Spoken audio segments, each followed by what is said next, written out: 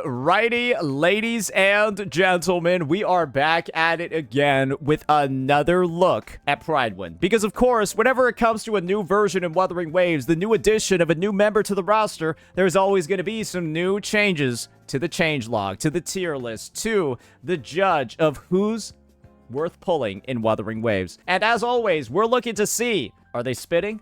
Or is Prydwen maybe going a little bit too far? Let's go ahead. Let's start checking it all out. 0502 2026. I merely mentioned the fact that Europeans did this and that made them mad. So I'm just going to do it again and kind of test the waters of this video. As announced in our previous tier list changelog, and for the reasons mentioned here, and for the reasons mentioned there, we took the no signatures tier list out of the website. So basically, the idea is that they would list out some very free-to-play options, which were pretty recognizable for most units.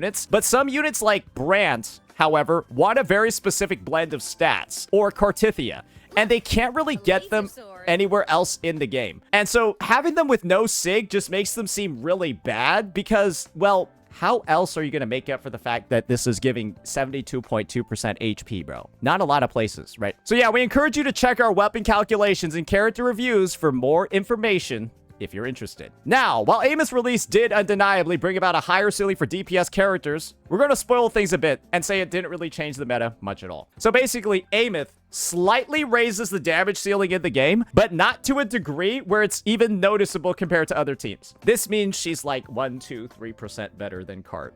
That's typically good balance. That's how Genshin had been balancing their game. Each DPS is like 1, 2, 3% more, right? Slightly for now. Hey guys, how long has it been since Cartithia was in the game? When was Cartithia released? When was Cart released? July. So it's been literally 6 months since the last damage ceiling. And this one raised it by like 1 to 2% in 6 months. And you're saying for now. So I just want to make sure that, again, we are actually accurate on, like, how is for now even make sense when it's been 6 months and it's 1%? You know what I mean? So yeah.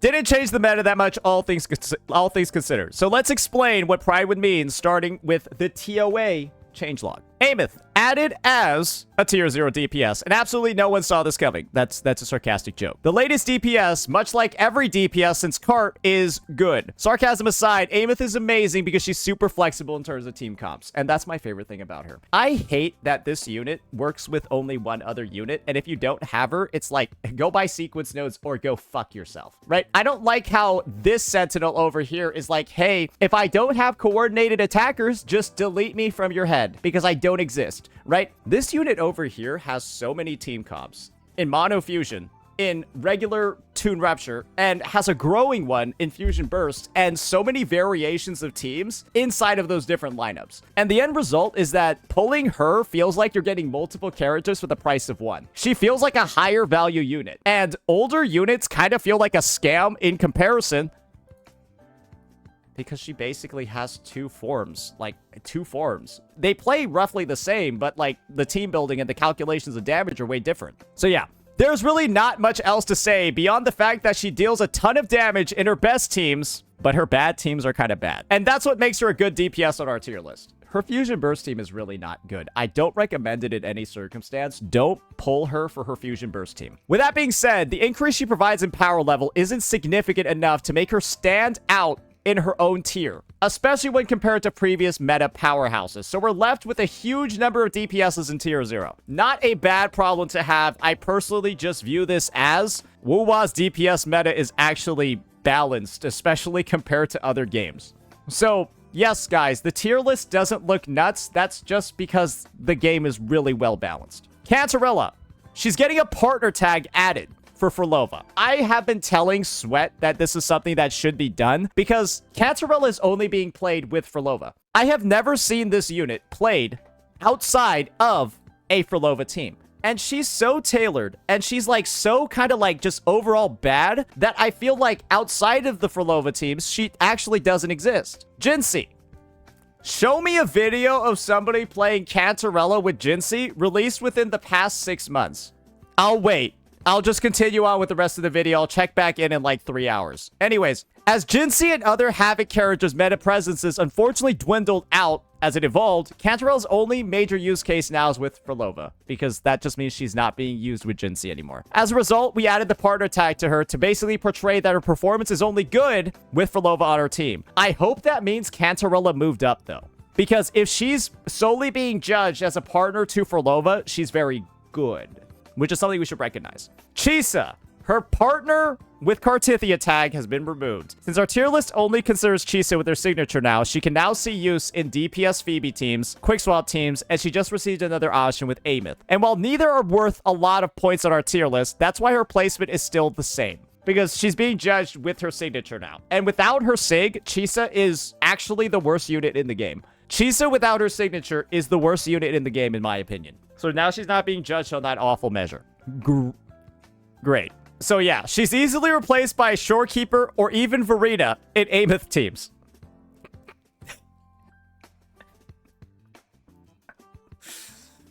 So there's no reason at all to even pull this unit, because like I said before, the Amith teams are low-key better with Shorekeeper or Verita, like depending on... Yeah.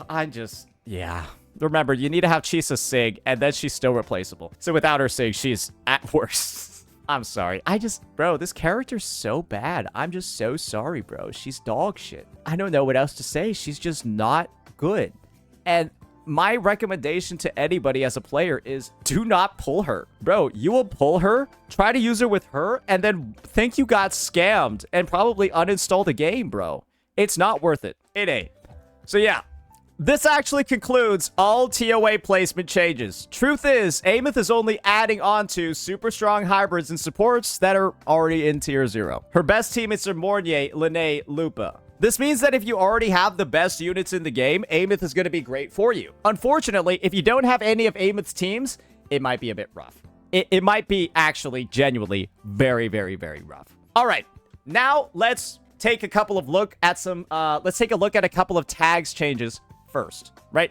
Let's take a look at a couple of tags changes. Not a lot of change logs on TOA. We'll make sure to look at the overall viewpoint later on. Cleave, single target, and AoE tags are removed. And so it definitely looks like they are not focusing too much on the AoEs that characters can have. Thinking about the perspective that everyone after Jeja has had good AoE, and multi-wave content is already judged on Whimpering Waves. So it's kind of like, if a character's good in TOA, but then bad in Weewa, it probably just means that their single target damage is great, but their AoE is not that good. Kind of makes sense to me, though I don't think it's worth removing these. I think they should just keep them in, because they kind of just like tell you a little bit about... I think it's just fine information to have. I don't think it's a bad deal to have these in here. I think it just helps. It is what it is. They're also considering adding an Echo tag, though. Judging by the new 3.1 set, leaning further into the archetype of Echo skills. I think it depends, because... then do you not want a basic attack damage tag? Do you not want a heavy attack damage tag, a liberation damage tag? You know what I mean? Because Echo skill's a type of damage. So it's like, if it's getting a tag, you get what I'm talking about, right?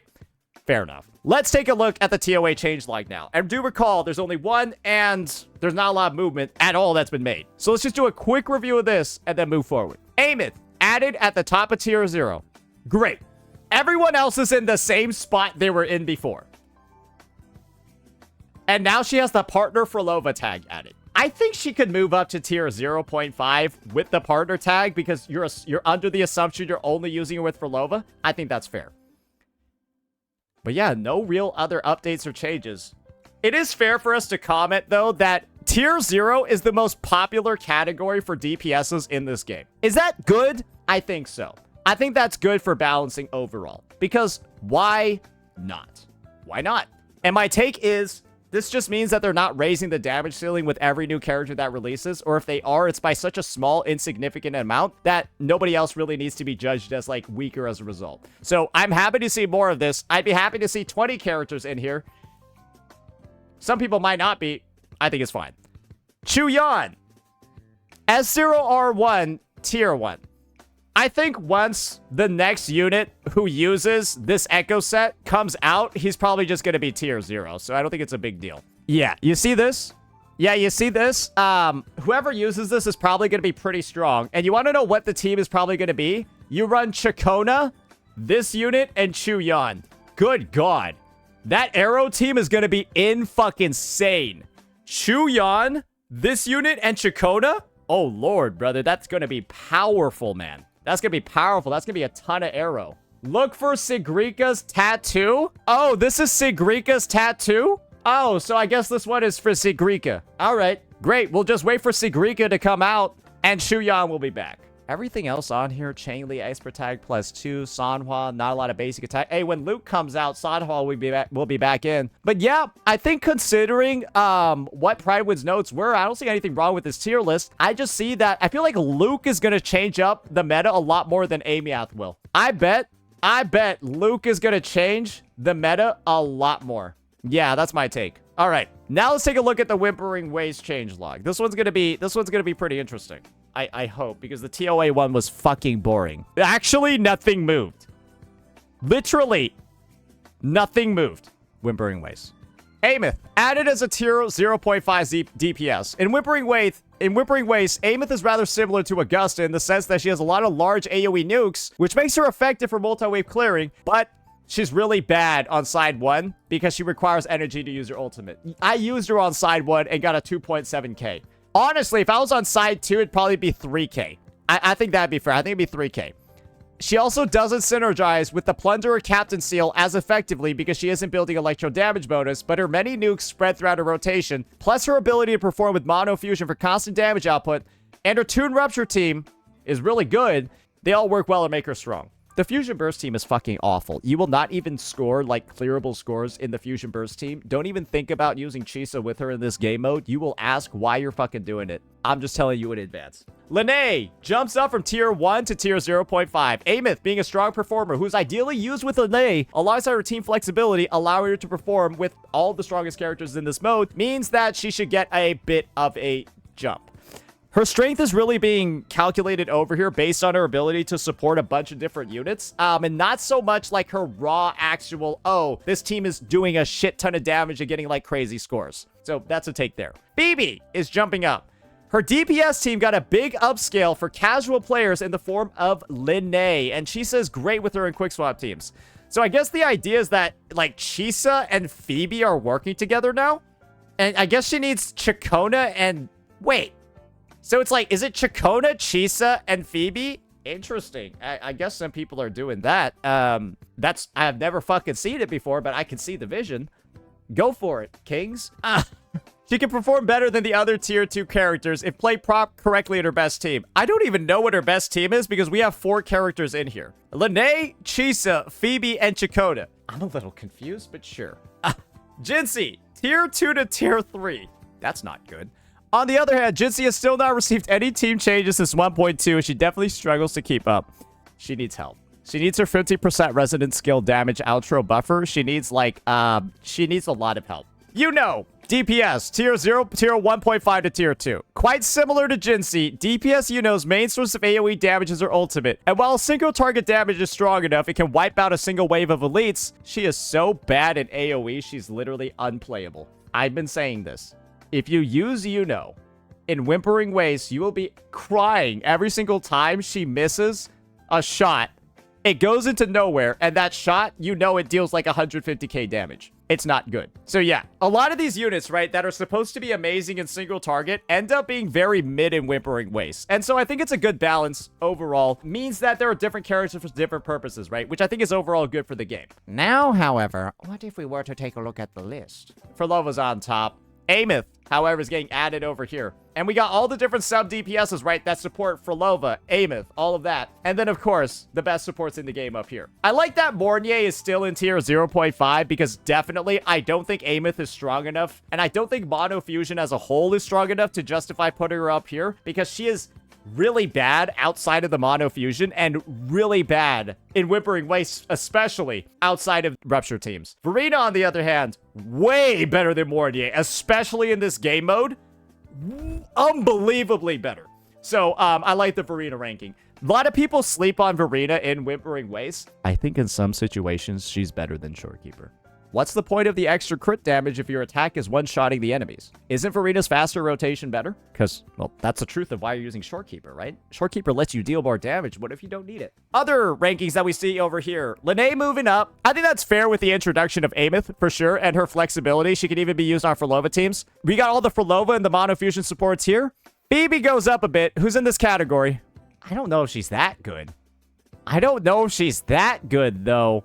I don't know. I kind of go to... I just put Plunderers on my Zhang Liao Yinlin and then just go to sleep and just farm out clearable scores. I have an easier time clearing with Zhang Liao than Zani. Am I wrong? Do you guys... Your Zhang Liao with Plunderers clears better than your Zani, right? I think he's solid. I think he's really good. I really think Prydwen is sleeping on him a little bit. And if you're assuming that his SIG is there, I don't think there's any reason to keep sleeping on him. I think you can bump him up to tier 1. I genuinely think him with Plunderers and the fact that he's Electro and you use Yinlin with him and you run double Electro 3 costs on both of them, they kind of fuck the game.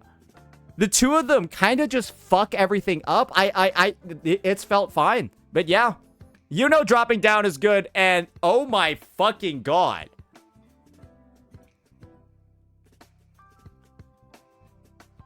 That's not good. Jian should be higher. I think this is a fair spot for Jian. Maybe put an expert tag with him though. Yeah, I think you could justify putting an expert tag with him. Maybe bump him up. I don't know. It is what it is. I also think Cartithia can jump down to tier 1.5 and get an expert tag +1. Basically, if you aren't doing some off-brand rotation, right? Some weird rotation with Cart, she's apparently dog shit. And so if you gotta learn a whole new rotation for Weewa to play the character, I think it deserves, I don't know, expert tag? That's my take. So yeah, I think she could drop down here and it makes a lot more sense. Zani drops down here. I think Zhang Liao goes up. I think that's actually a bit more accurate. These other teams, yeah, it's looking solid over here. No real complaints. They show like the token synergy and stuff like that. Booling's really good with those. It is what it is. Overall, I don't think the tier list is looking awful. I think it's looking fine, and we're finally getting more accurate rankings on all those units that were really just not good in single target, or really only good in single target. I love seeing Carlotta down here. I love seeing Yuno down here. I don't really like seeing Jinxie this low, but I'm glad that she's dog shit in the multi-wave mode because she's not meant to be a multi-wave character. So yeah, overall, Prydwen tier list is looking solid to me. I'm surprised that there aren't so many changes, but based off of what they said and the fact that there's no power creep, maybe we should be glad that there aren't that many changes. Now let's take a look at their Amith page and take a look at their review. Let's see what is going on over here. Pros, the strongest fusion DPS, and also the new strongest DPS in the game outside of Quickswap. Isn't that great? The Quickswap teams are actually stronger. They're stronger than the Cart teams. They're stronger than the Amith teams, but they require you to play super sweaty. Fair. Different modes of operation allows her to play into a variety of different team comps and battle scenarios. Toon Rupture, Fusion Burst, Mono Fusion. Amith does all of it well, except Fusion Burst, but that's not her fault. She needs her last teammate. Doesn't mind not having her signature. True. Just use EOG and it's fine. I showed that in my first impressions video. Apparently she's Nanami from Punishing Grey Raven. I don't think so. She just the only thing similar about them is the fact that their eyes look like the same. Everything else, they're completely different. Nanami's like 2 feet tall and her hair's gray and her voice is super high pitched. This unit's tall, pink, and their voice is not super high pitched. Whatever it is. I don't see it. Everyone's been saying it though, but I'm just gonna politely disagree. Ideally, depends on having at least one premium teammate that leans into one of her team archetypes to function at a high level. If you don't have Lene, or you don't have a Mornier, or you don't have like a Lupa, or you might be a little bit disappointed. Because, like I said before, you want to invest in her teammates, not her signature, if you're looking to get a lot of value out of her. While this isn't uncommon for a good amount of recent main DPS, Amith lacks good, permanently accessible options. You can't just use a 4-star with her, right? There's no 4-star liberation buffer. There's not a lot of, like, budget liberation buffers outside of fucking John Zinn, bro. Her power ceiling, though, makes it worth the investment, but that investment itself is worth noting, particularly for beginners. My take on this is that it's kind of like a veiled compliment, because Amith really needs specialized teammates to reach her ceiling, but her specialized teammates work well with a bunch of other characters. So it's like, you'll pull Amith's team, but then build other teams at the same time. So I don't think it's that big of a deal that she needs teammates when she has so many potential teams to play. I think it's fair. 4-day generation is largely dependent on her short-range melee basic attacks actually hitting enemies. Enemies that go airborne or run away from close quarters combat will lengthen Amit's rotation significantly. She's Gion. She's like Gion. If the enemy runs away from her, you might need a reset. Just so you know. Fusion Burst Mode needs a strong secondary teammate in order to be worth using. Any usage Chisa has, which is the only justification for Fusion Burst Mode, is outclassed by Rupture Mode entirely. So Chisa's just shit with her. She's useless, bro. So yeah, that's gonna be the review. I pretty much agree with it, though I don't understand why this guy just loves Nanabi so much. It's getting a little bit wild. But yeah, that's gonna be it for this coverage. That's gonna be it for this tier list. A bit of a shorter one, but that is to be expected when there's almost no changelogs at all. Let me know what you all thought. Peace out.